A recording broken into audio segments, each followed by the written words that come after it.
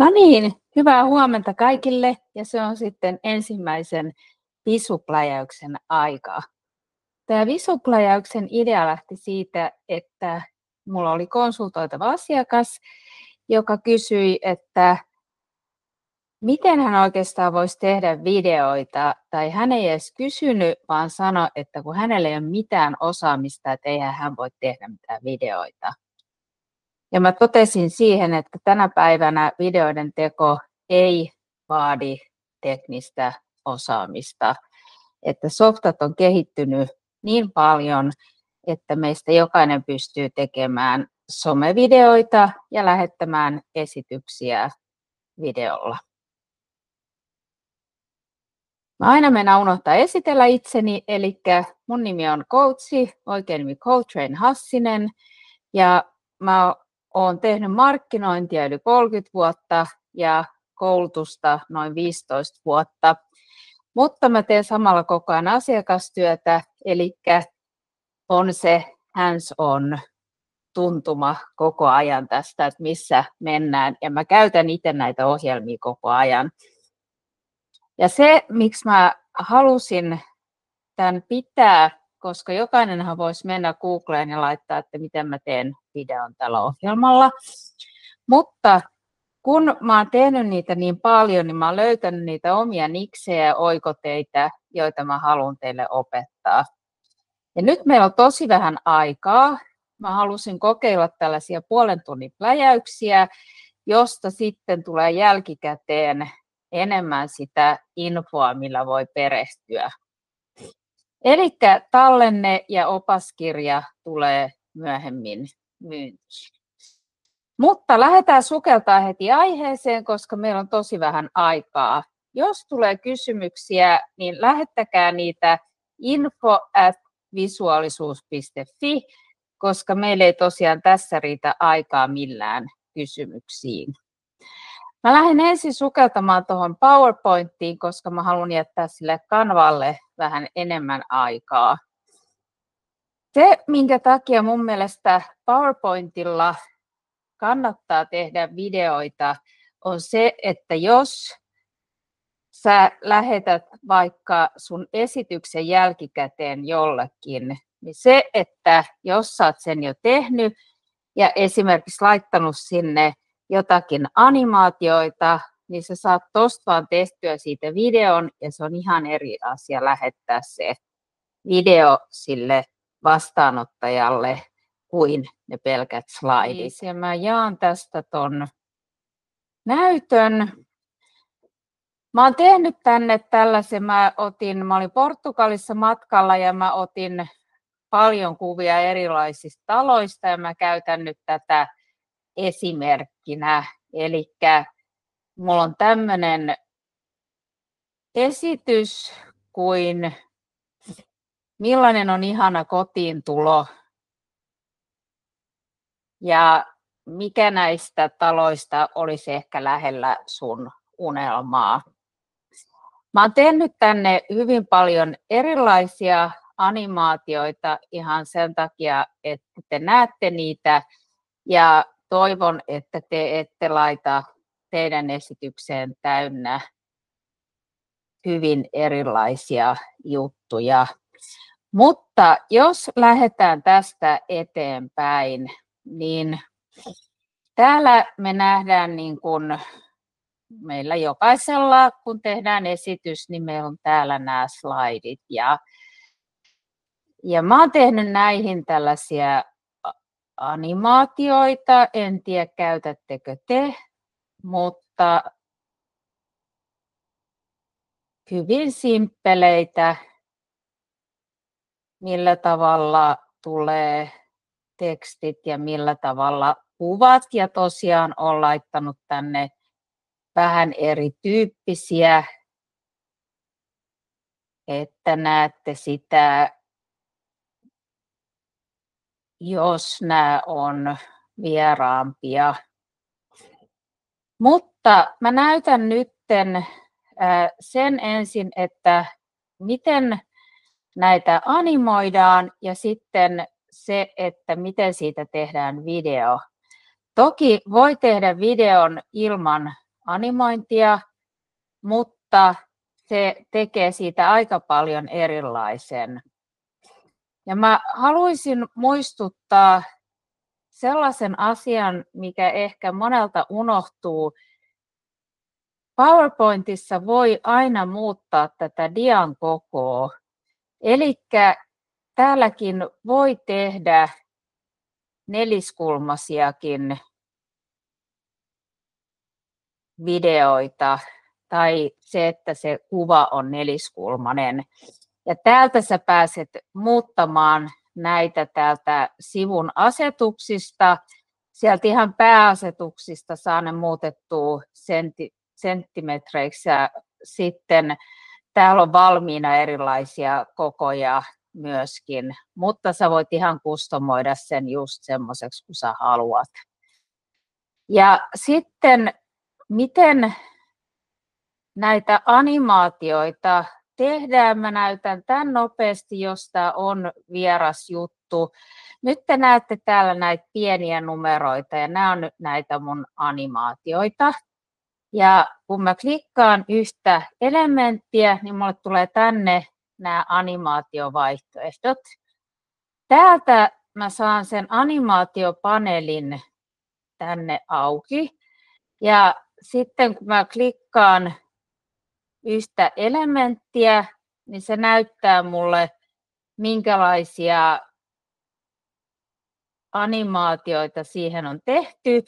Ja se, mikä on tärkeää, on se, että tämä, kuinka kauan se kestää, niin sitä täytyy vaan testata, että onko se hyvä, mutta siihen äkkiä tulee tuntuma.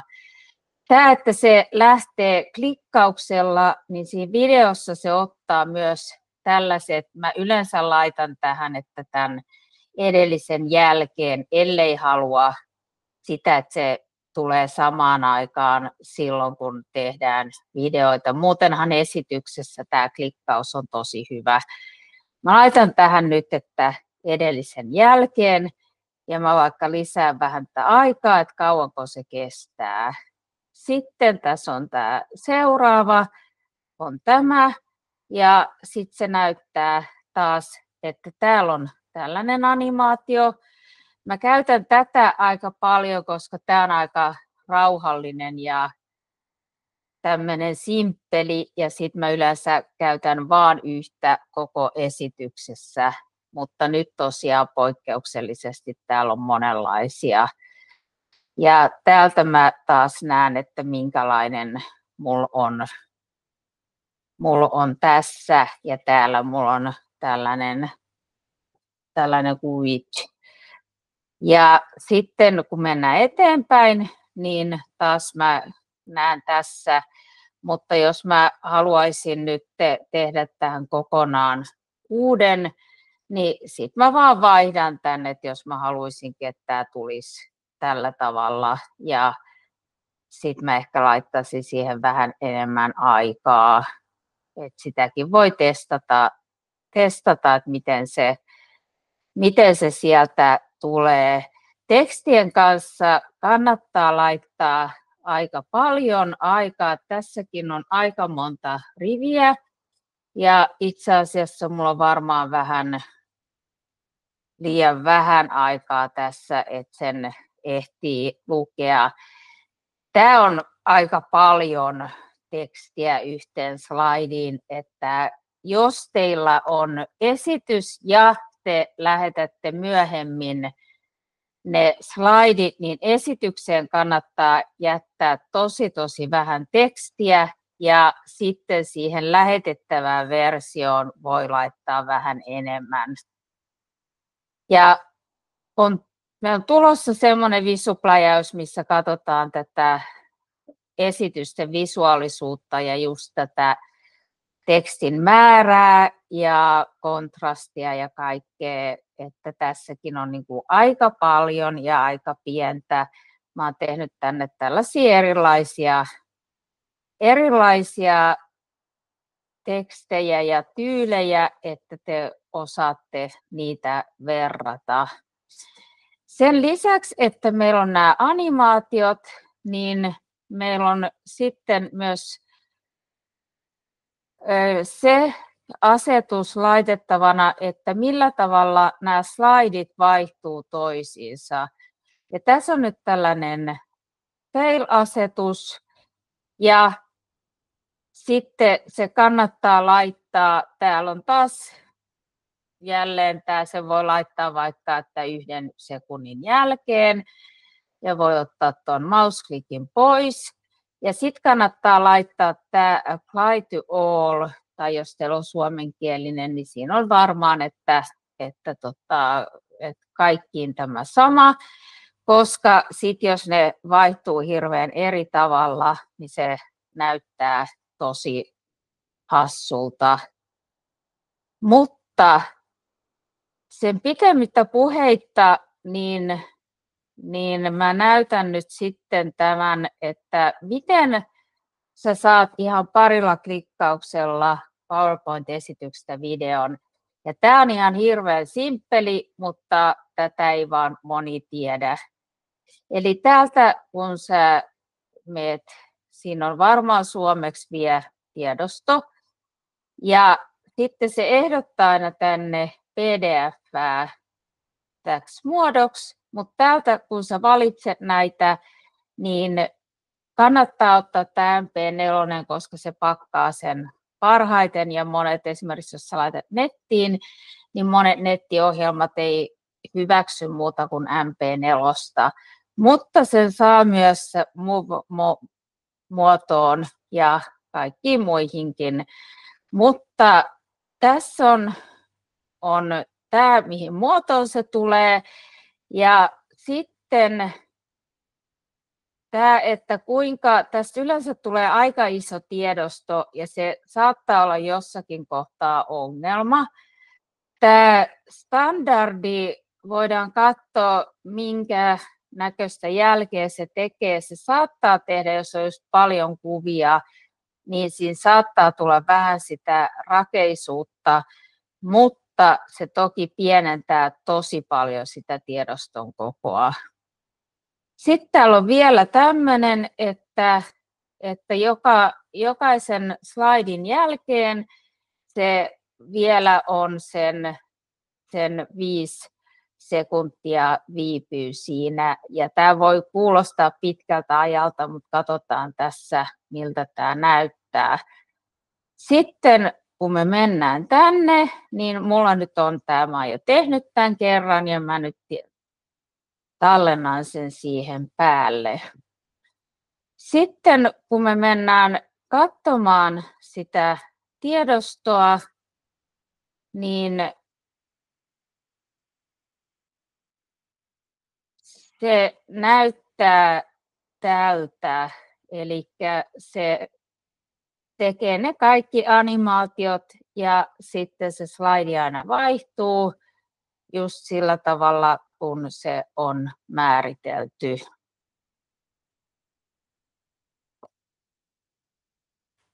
Ja niin kuin näette, niin hirveästi erilaisia animaatioita ei kannata tehdä, koska se tekee sen levottomaksi ja hirveän nopeata videota ei myöskään kannata tehdä. Eli siellä kannattaa oikeasti laittaa niitä aikoja. Tässä on tehty tämmöinen heijaste myös. PowerPointissa on paljon visuaalisia ominaisuuksia ja se ohjekirja, mikä tulee tämän mukana myyntiin, niin siinä on paljon laajemmin kuin tämä videon teko. Ja mä halusin näyttää tällaisiakin vaihtoehtoja, että miten voi tehdä tekstin. Ja mä voisin itse asiassa näyttää ton, että miten tollainen ympyrä tulee siihen tekstin ympärille, koska se on esityksessäkin aika hyvä kikka, että jos te haluatte jotakin korostaa vuorotellen. Eli nyt jos mulla olisi tämä slaidi ja mä haluaisin laittaa tähän nyt vaikka jonkun tekstin, että ihana. Ja sitten se ei näy tuolta ollenkaan, niin silloin kannattaa ensin niin kun tietysti tätä tekstilaatikkoa editoida. Ja tässä esimerkiksi niin mä voin tehdä just tällaisen laatikon, missä sitten on tätä läpinäkyvyyttä, mitä mä voin täältä säädellä. Mutta laitetaan nyt vaan näin, että mulla on tämä teksti täällä. Ja sitten mä lisään tänne ihan täältä muodoista ympyrän ja laitan sen nyt tommoseksi ovaalin malliseksi. Ja sitten mä laitan siihen, että siinä ei ole ollenkaan tätä väriä ja sitten, mutta siinä on tämä reunus. Ja täältä mä voin sitä reunusta paksuntaa ja sitten mä teen animaation tälle reunukselle. Ja mä voin tietysti laittaa tähän, että tässä olisi tällainen tosi vaalea sisusta, joka sitten olisi tällainen läpinäkyvä. Ja nyt mä sitten animoin tämän ympyrän ja se tulee tämmöisellä kuin wheel-kirja. Ja nyt mä hyppään sitten siihen kanvaan. Ja sen verran kerron siitä, että se on maailman eniten käytetty tämmöinen somejulkaisujen ja siellä on myös tämmöinen PowerPointia vastaava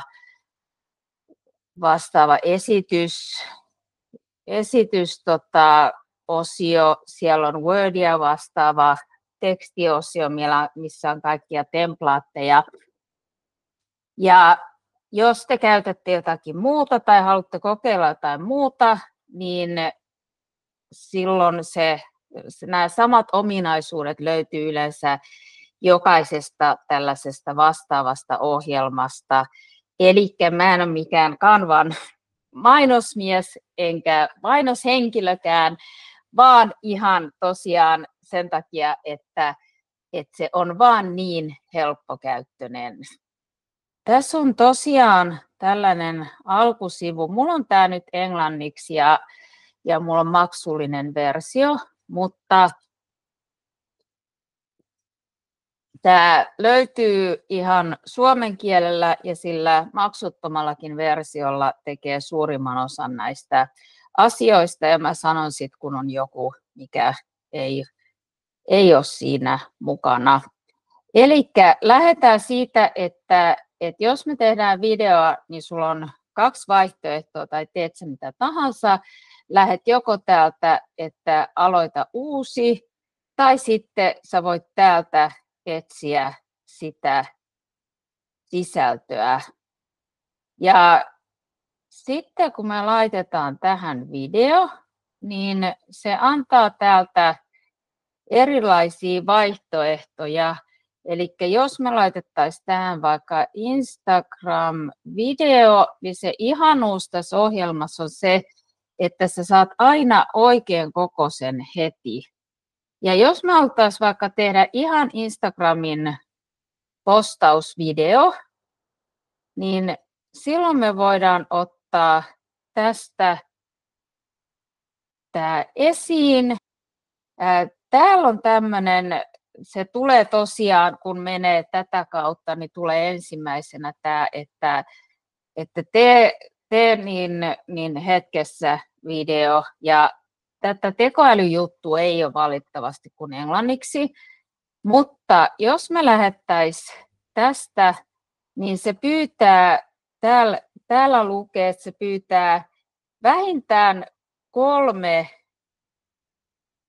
kuvaa täältä ottamaan, mitkä siihen liittyy. Ja nyt jos mä otan täältä vaikka tommosen ja ja vaikka tällaisen näin.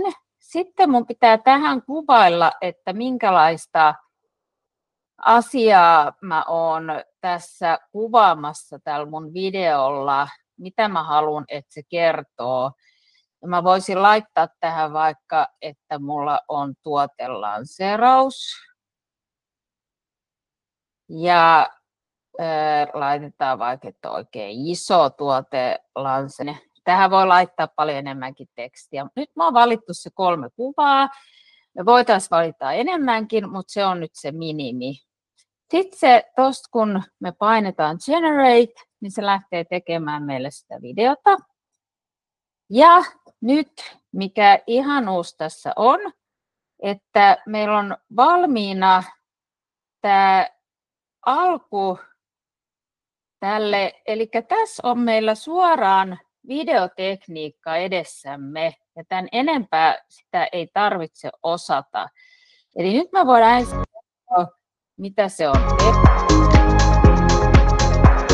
Eli siellä on valmiina näitä tekstejä, mitä se on kehittänyt, ja sitten se on ottanut tuolta tiedostoista myös tuon logon. Ja nyt tämä ei tietenkään ole juuri sitä, mitä me haluttiin. Ja nyt me sitten lähdetään muokkaamaan näitä tekstejä. Mutta se yksi upeus on myös siinä, että kun täältä ottaa tämän tekstijutun, niin täältä saa tällaisia fonttipareja suoraan. Eli sä voit ottaa täältä suoraan tällaisen tyylin. Mä suosittelen vähän käyttämään tätä ehkä enemmän niin kuin ideapohjana, koska sitten jos sä joka kerta otat aivan erilaisen tyylin, niin se sun some rupeaa näyttää aikamoiselta, hyvin erilaisia asioita täynnä olevalta jutulta. Eli se yhtenäisyys pitää aina pitää kuitenkin mielessä, mutta mä rohkaisen esimerkiksi käyttämään trendivärejä tietyssä määrin ja vähän tällaista elävyyttä siihen, koska yllätyksellisyys on visuaalisuudessa kuitenkin aina se suurin juttu. Ja tuossa mun värikurssilla käsitellään paljon just sitä, että millä tavalla pidetään yhtenäisyys ja kuitenkin voidaan luoda sitä yllätyksellisyyttä.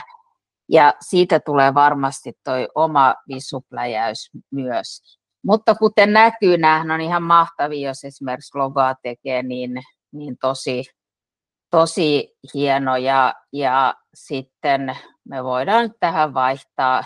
Täältä me saadaan animoitua vähän samantyyppisesti, mutta paljon laajemmin. Eli täällä on esimerkiksi tällainen, että se kirjoittaa sen. Ja sitten täältä me saadaan sitä, että kuinka nopeasti se kirjoittaa sen. Tähän on tehty jo valmiiksi näitä että miten se vaihtuu se slaidi. Ja täältä saa myöskin tätä, että kuinka kauan se kestää se kuvan vaihtuminen. No nyt me varmaan halutaan tänne joku oma toinen kuva väliin tai tilalle tai jotain, niin sitten me voidaan ottaa täältä, me saadaan itse ladattua tänne kuvia ja sitten me vaan raahataan se tuohon väliin. Ja tämä näyttää koko ajan tässä, että kuinka kauan tämä kestää. Tämä me voidaan taas animoida, jos me halutaan eri tavalla. Eli täällä on aina sivun animaatio ja sitten on näitä, mitä se myöskin ehdottaa. Tämä on nyt menee sivun nimellä tämä yksi osio tässä. Ja se nyt ehdottaa esimerkiksi tätä ja sitten saa niin kuin kuinka intensiivisesti, kuinka vahva se on se animaatio. Tämä on yksi tapa. Sitten toinen tapa on, jos te googlaatte, että miten tehdään video Canvalla, niin te saatte sellaisen, että jos me mennään tänne takaisin tänne ihan alkuun, niin se antaa tämän, että lähdet tekemään tästä ihan tyhjästä sitä videota ja silloin teillä tulee tämä näkymä ja silloin täytyy nämä kaikki, miten ne animaatiot ja miten se slaidi vaihtuu ja niin edespäin. Ja tämä on joskus se ihan paras keino, mutta se, mitä mä käytän paljon, on se, että näistä templaateista saa ihan mielettömästi valmiita ominaisuuksia ja tietysti ideoita. Jälleen kerran ei kannata kaikkea tehdä täysin eri lailla, mutta nämä lyhyet videot, niin se millaisia ne on, niin siinähän voi käyttää mielikuvitusta. Ja täällä kannattaa kirjoittaa tänne taas esimerkiksi just se, että mitä olet tekemässä. Eli tässä nyt oli tämä lanseeraus. Ja jos me haluttaisiin, että tämä näyttää oikeastaan aika kivalta, sitten me voidaan mennä takaisin ja katsoa, että tämä on vähän samantyylinen. Että mitähän se, jos nämä yhdistäisi.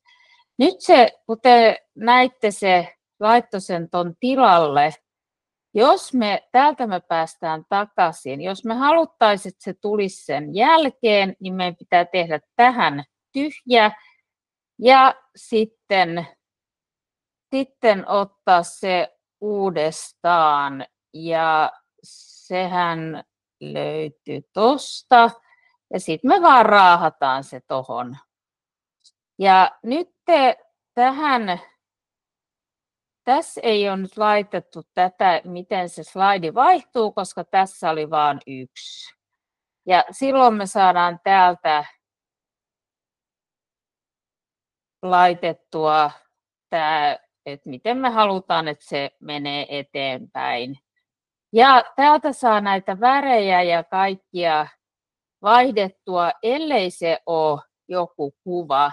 Ja se, mikä tässä on hienoa, me katsotaan myöhemmin, kun on pläjäys somejulkaisun tekemisestä, niin esimerkiksi taustan voi poistaa näin yksinkertaisesti. Ja tämä yleensä tekee aika hyvää jälkeä.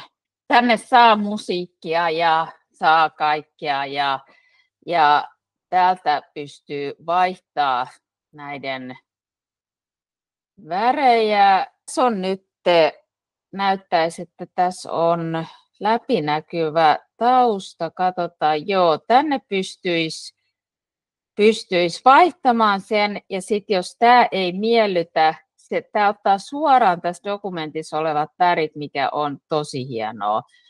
Ja täältä pystyy sitten säätämään tätä, että jos me ei halutakaan, tai sitten jos me halutaan, että se on tommonen, niin sitten me saadaan taas säädettyä sitä. Tässä maksullisessa versiossa mulla on täällä eri asiakkaiden brändivärit valmiina, eli mä saan aina otettua suoraan ne mun oman brändivärin siihen, mikä helpottaa hirveästi mun työtä. Ja samaten fontit on siellä. Sitten tänne loppuun me voitaisiin laittaa vaikka, että se alku ja loppu on vaikka joka videossa aina sama, että sieltä tulee se sun logo ja tietyllä tapaa ja se sulkeutuu ja sitten mä voisin animoida ton, että se tulee vaikka näin ja tässä on sitten, se antaa mulle eri vaihtoehtoja. Mutta tämä videojuttu on lyhykäisyydessään tässä.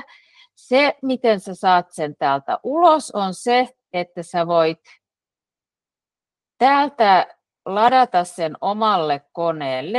Jos sulla on maksullinen versio, joka maksaa noin 110 € vuodessa, niin silloin mulla on täällä vaihtoehtoja, että mä voin suoraan laittaa sen esimerkiksi tuonne mun Instagramiin.